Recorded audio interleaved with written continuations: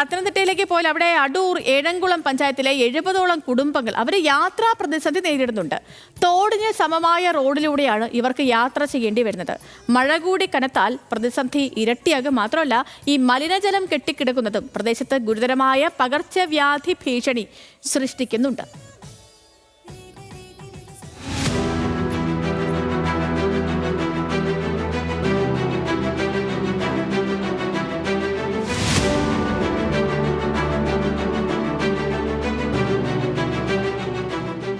വെള്ളത്തിൽ കൂടെ വന്ന പാമ്പ് കടിച്ചത് ഈ കയ്യ കേട്ടോ. എനിക്ക് സുഖമില്ലാത്തൊരു കുഞ്ഞുണ്ടായിരുന്നു. ഇപ്പോൾ പടിഞ്ഞാറ് വശത്ത് ഒരു വയ്യാത്തൊരു വയസ്സം കിടപ്പുണ്ട്. ഈ റോഡ് ഇങ്ങനെ ചെയ്തു വെച്ചാൽ ഒരു മനുഷ്യൻ വന്ന് കാണാനും പാനും നോക്കാനും ഒന്നും ഒക്കത്തില്ല.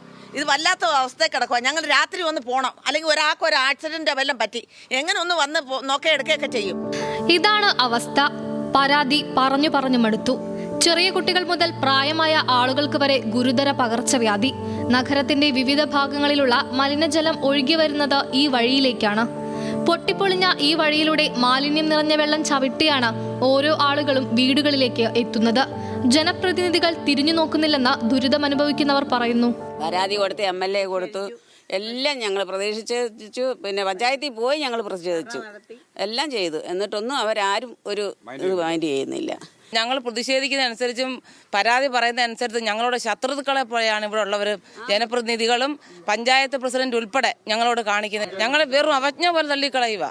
ഈ ഏഴംകുളം പഞ്ചായത്തിൽ 16-ാം വാർഡ്, 17-ാം വാർഡ്, 19-ാം വാർഡ് എല്ലാ ഭാഗങ്ങളും റോഡുകൾ ക്ലിയർ ആയിട്ട് പണിഞ്ഞേക്കും. ഈ 5-ാം വാർഡ്, ഏഴംകുളം പഞ്ചായത്തിൽ 5-ാം വാർഡ് ഇത് മാത്രം ആരുടെയും കണ്ണിലില്ല.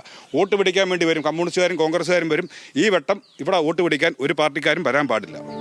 ഏഴംകുളം പഞ്ചായത്തിന് കീഴിലെ പട്ടാഴിമുക്ക് ജംഗ്ഷനിലുള്ള ആളുകൾക്കാണ് ഈ ദുരവസ്ഥ.